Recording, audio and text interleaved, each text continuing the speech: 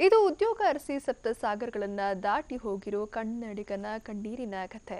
ಬೆಂಗಳೂರಲ್ಲಿ ಕೆಲಸದಲ್ಲಿದ್ದ ಕರಾವಳಿ ಕುವರ ಉತ್ತಮ ಆಫರ್ ಸಿಕ್ತು ಅಂತ ವಿದೇಶಕ್ಕೆ ಹೋಗಿದ್ದ. ನಿರೀಕ್ಷೆಯಂತೆ ಕೈತುಂಬ ಸಂಬಳ ಸಿಗುವ ಉದ್ಯೋಗ ಕೂಡ ಸಿಕ್ಕಿತ್ತು. ಆದರೆ ಕಳೆದ 8 ತಿಂಗಳ ಹಿಂದೆ ನಡೆದ ಘಟನೆಯೊಂದು ಆತನ ಜೀವನವನ್ನ ಅಕ್ಷರಶಃ ನರಕ ಮಾಡಿದೆ.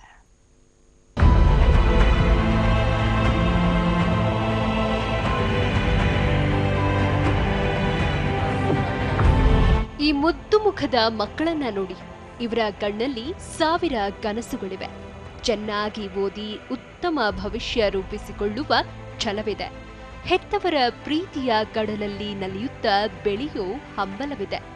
ಆದರೆ ಇವರನ್ನ ಹೆಗಲ ಮೇಲೆ ಹೊತ್ತು ಮುತ್ತಿಸಬೇಕಿದ್ದ ಅಕ್ಕರೆಯ ಅಪ್ಪ ಮಾತ್ರ ಗಡಿಯ ಬೇಲಿಯೊಳಗೆ ಬಂಧಿಯಾಗಿದ್ದಾನೆ.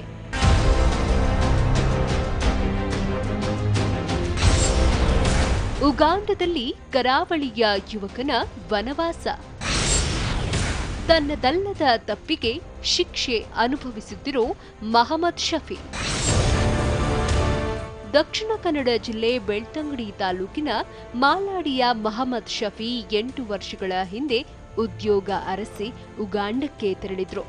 ಉಗಾಂಡದಲ್ಲಿರೋ ಗುಜರಾತ್ ಮೂಲದ ಕಂಪನಿಯೊಂದರಲ್ಲಿ ಶಫಿ ಕೆಲಸ ಮಾಡ್ತಿದ್ರು.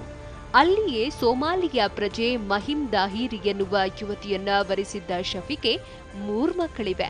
ಹೀಗೆ ನೆಮ್ಮದಿಯಾಗಿದ್ದ ಶಫಿಯನ್ನ 8 ತಿಂಗಳ ಹಿಂದೆ ನಡೆದ ಘಟನೆ ಸಂಕಷ್ಟಕ್ಕೆ ಸಿಲುಕಿಸಿದೆ.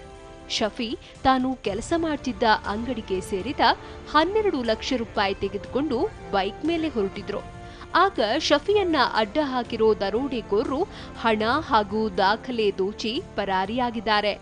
ಇತ್ತ ಹಣವನ್ನ ನೀನೇ ಕದ್ದಿದ್ದೀಯಾ ಅಂತ ಆರೋಪಿಸಿರೋ ಕಂಪನಿ ಶಫಿ ವಿರುದ್ಧ ದೂರು ನೀಡಿದೆ.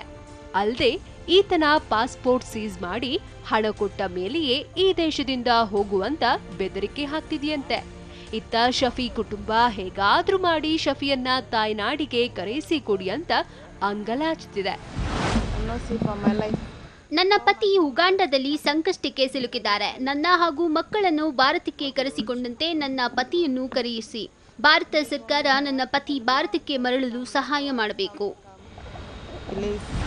ಇನ್ನು ಶಫಿ ಕುಟುಂಬದ ಸಂಕಷ್ಟಕ್ಕೆ ಸ್ಪಂದಿಸಿರೋ ಎಂ ಫ್ರೆಂಡ್ಸ್ ಅನ್ನುವ ಸಂಘಟನೆ ಉಗಾಂಡದಲ್ಲಿರೋ ಕನ್ನಡಿಗರಿಂದ ಶಫಿಗೆ ಸಹಾಯ ಮಾಡಿದೆ. ಸಂಘಟನೆ ನೆರವಿನಿಂದ ಸದ್ಯ ಶಫಿ ಪತ್ನಿ ಹಾಗೂ ಮಕ್ಕಳು ಭಾರತಕ್ಕೆ ಬಂದಿದ್ದಾರೆ. ಅಲ್ಲದೆ ಉಗಾಂಡದಲ್ಲಿರೋ ಭಾರತೀಯ ರಾಯಭಾರಿ ಕಚೇರಿಯನ್ನ ಸಂಪರ್ಕಿಸಿ ಶಫಿಯನ್ನ ಕರೆಸಿಕೊಳ್ಳುವ ಪ್ರಯತ್ನ ಮಾಡ್ತಿದೆ. ಆದ್ರೆ ಉಗಾಂಡದ ಅಧಿಕಾರಿಗಳು ಇದಕ್ಕೆ ಸರಿಯಾಗಿ ಸ್ಪಂದಿಸ್ತಿಲ್ವಂತೆ. ರಾಯಭಾರ ಕಚೇರಿಯನ್ನು ಇವರು ಸುಷ್ಮಾ ಸ್ವರಾಜ್ ಮೂಲಕ ನಮ್ಮ ಅಲ್ಲಿಯ ಸ್ನೇಹಿತರು ಸಂಪರ್ಕ ಮಾಡಿದ್ದಾರೆ. ಅದರ ಸ್ಪಂದನೆ ಸಿಕ್ಕಿರಲಿಲ್ಲ. ಅಂದರೆ ಅಲ್ಲಿ ಬೇರೆ ಬೇರೆ ರೀತಿಯವರು ಇದು ಮಾಡ್ತಾ ಇದ್ದಾರೆ. ಅಂದರೆ ದರೋಡೆ ಮಾಡಲಿಲ್ಲ, ಇವರು ಏನಾದರೂ ಮಾಡಿದ್ದಾರೆ ಅಂತ. ಬಹುಶಃ ಇವರ ತಂದೆಯವರ ಮೂಲಕ ನಮ್ಗೆ ಗೊತ್ತಾದ ಅದು ದರೋಡೆ ಮಾಡಿದ್ದು ಅಂತ. ನಮಗೂ ನಿಜ ಸ್ಥಿತಿಯಲ್ಲಿ ಗೊತ್ತಾಗಿರಲಿಲ್ಲಲ್ಲ. ಅವರು ತಂದೆಯವರು ಹೇಳಿದ್ದು ದರೋಡೆನೇ ಮಾಡಿದ್ದು ಅಂತ. ಹಾಗಾಗಿ ಅವರಿಗೆ ಭಾರಿ ಕಷ್ಟದಲ್ಲಿದ್ದರು. ಒಟ್ನಲ್ಲಿ ಯಾವ ತಪ್ಪು ಮಾಡದ ಶಫಿ ಕಂಪನಿಯ ಅಮಾನವೀಯತೆಯಿಂದ ದೂರದ ದೇಶದಲ್ಲಿ ಸಿಕ್ಕು ನರಳ್ತಿದ್ದಾರೆ. ರಾಯಭಾರಿ ಕಚೇರಿ ಅಧಿಕಾರಿಗಳು ಶಫಿಯನ್ನ ದೇಶಕ್ಕೆ ಕರೆತರುವ ಕೆಲಸ ಮಾಡಬೇಕಿದೆ. ಪೃಥ್ವಿರಾಜ್, TV9, ಮಂಗಳೂರು.